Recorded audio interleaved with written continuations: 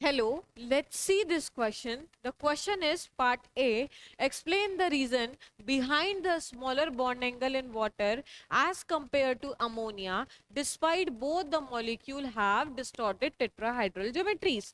ये बोल रहे हैं चाहे वाटर हो चाहे आपका अमोनिया हो, दोनों में ज्योमेट्री जो है वो क्या है, डिस्टॉर्टेड है, डिस्टॉर्टेड टेट्राहाइड्रल है, बट बॉन्ड एंगल में डिफरेंस क्यों आ रहा है? तो कॉन्सेप्ट हमें यहाँ पे क्या यूज करना है? कॉन्सेप्ट हमें यूज करना है हाइब्रिडाइजेशन निकालना है, और हाइब्रिडाइजेशन निकालने के बाद क्या पता करना है?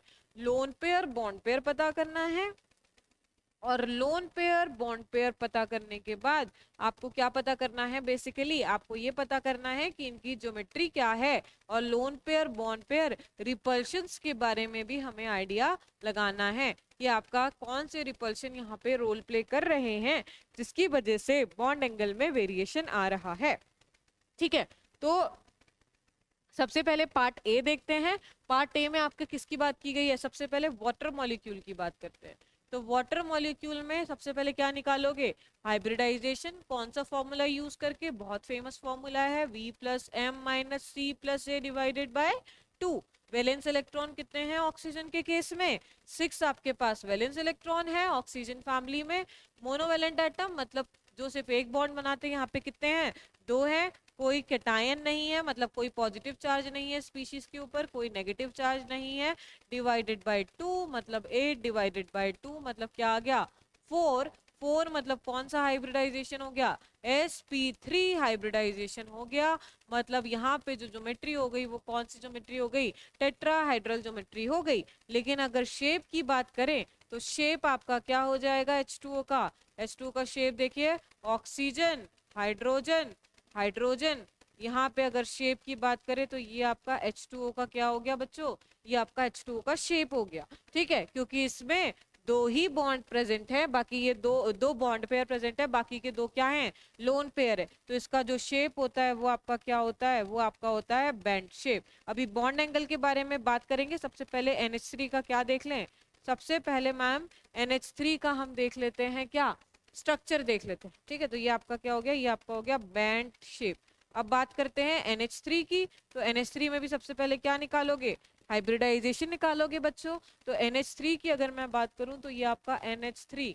तो NH3 के केस में V plus M minus C plus A divided by 2 formula use करोगे। ठीक है, तो वैलेंस इलेक्ट्रॉन कितने? 5 हो गए। मोनोवैलेंट एटम कितने? 3 हो गए। कैटायन कोई पॉजिटिव चार्ज है नहीं, कोई एनायनिक चार्ज है नहीं। डिवाइडेड बाय 2 मतलब 8 डिवाइडेड बाय 2 मतलब 4। 4 मतलब कौन सा हाइब्रिडाइजेशन आ गया? sp3। तो इसका भी जो हाइब्रिडाइजेशन आया वो क्या आया? sp3 आया। तो ज्योमेट्री जो आई सेम H2O जैसी क्या आएगी आपकी ज्योमेट्री? टेट्राहाइड्रल आएगी। और अगर शेप की बात करें, NH3 के शेप की बात करें तो शेप क्या हो जाएगा? देखिएगा, NH H H और एक क्या प्रेजेंट होगा? Lone pair. तो इसका जो शेप हो जाएगा वो आपका क्या हो जाएगा? पिरामिडल हो जाएगा। तो इस शेप की हेल्प से किसके? वाटर और NH3 के आप क्या बता सकते हो? बॉन्ड एंगल बता सकते हो। तो यहाँ पे अगर आप वाटर के केस में देखें तो वाटर के केस में आपको कितने लोन पेयर दिख रहे हैं? 2 लोन पेयर दिख रहे हैं। तो ये दोनों क्या करेंगे? रिपेल करेंगे बेसिकली लोन पेयर, क्योंकि 2 लोन पेयर है तो ये ऊपर से क्या देंगे? धक्का देंगे। धक्का देंगे तो ये बॉन्ड एंगल क्या हो जाएगा? कम हो जाएगा। ठीक है, और आपका क्योंकि यहाँ पे सिर्फ 2 लोन पेयर है तो ये दोनों नीचे धक्का देंगे तो बॉन्ड एंगल क्या होगा? दोनों की वजह से कम होगा।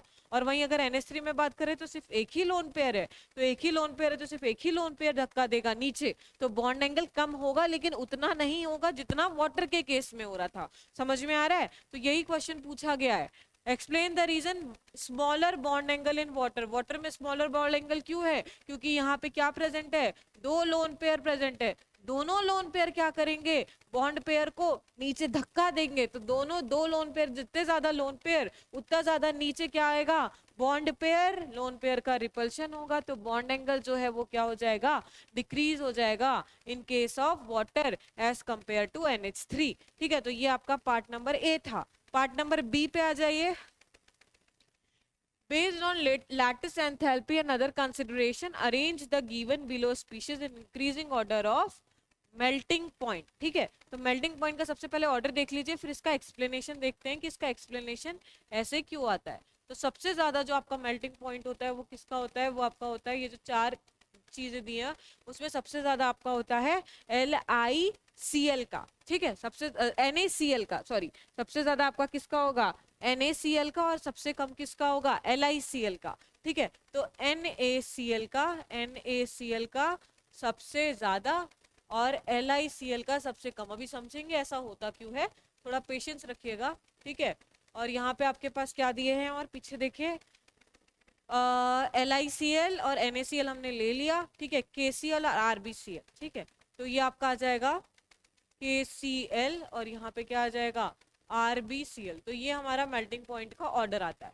ऐसा क्यों होता है, देखिए ऐसा इसीलिए होता है कि अगर आप ये, क्योंकि एस ब्लॉक के हैं, अगर आप एस ब्लॉक की बात करें तो क्या है, हेलिना की रब से फरियाद, ये सबको याद होगा, ठीक है। तो ये आपका है एस ब्लॉक का, ठीक है। अगर ये एस ब्लॉक का है तो सबसे ज्यादा हमने किसका बोला, सबसे ज्यादा हमने बोला NaCl का, और सबसे कम किसका बोला, LiCl का। मैम ऐसा क्यों, NaCl का सबसे ज्यादा, फिर KCl, फिर RbCl, लेकिन ये LiCl बाद में क्यों आ गया। तो इसका रीजन समझिएगा, इसका रीजन ये है, फजांस रूल आप लोगों ने पढ़ा होगा। तो ये जो LiCl होता है वो क्या होता है, ये कोवेलेंट इन नेचर होता है, ठीक है। कोवेलेंट इन नेचर होता है, क्यों कोवेलेंट इन नेचर होता है, बिकॉज Li प्लस का जो साइज है कैटायन का वो क्या है, वो स्मॉलर है। तो smaller size of the cation क्या करेगा, इलेक्ट्रॉन डेंसिटी को ज्यादा अपने तरफ अट्रैक्ट करेगा, तो कोवेलेंट कैरेक्टर क्या हो जाएगा, कोवेलेंट कैरेक्टर इंक्रीज हो जाएगा।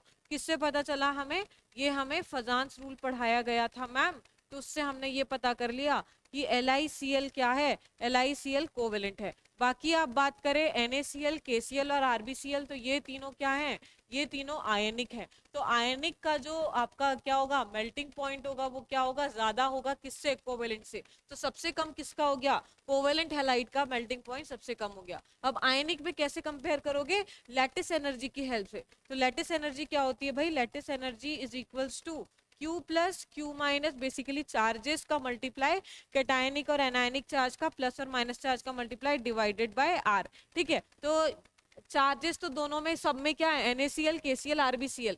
ये लैटिस एनर्जी वाला कॉन्सेप्ट जो है वो किसके लिए लग रहा है, वो आपका आयनिक के लिए लग रहा है, कोवेलेंट वाला तो आपका अलग हो गया, ठीक है। तो Q प्लस Q माइनस सबके केस में सेम है, मतलब हम रेडियस मतलब R से, मतलब बेसिकली न्यूक्लियस से आउटर मोस्ट शेल के इलेक्ट्रॉन से हम क्या देखेंगे, लैटिस एनर्जी की वैल्यू देखेंगे। तो जितना ज्यादा R उतनी कम लैटिस एनर्जी, ठीक है, क्योंकि R is inversely proportional to lattice energy. तो सबसे ज्यादा R, सबसे बड़ा साइज किसका हो गया, Rb का हो गया। तो इसकी लेटेस्ट एनर्जी क्या, सबसे कम, इसकी लेटेस्ट एनर्जी सबसे कम, मतलब इसका मेल्टिंग पॉइंट सबसे कम। और इनमें सबसे ज्यादा, सबसे छोटा R किसका हो गया, Na का हो गया। इन तीनों में कंपैरिजन कर रहे हैं तो इसकी लेटेस्ट एनर्जी क्या हो गई, सबसे ज्यादा हो गई। इस वजह से जो मेल्टिंग पॉइंट का ऑर्डर आया वो क्या आया, NaCl, KCl, RbCl and LiCl।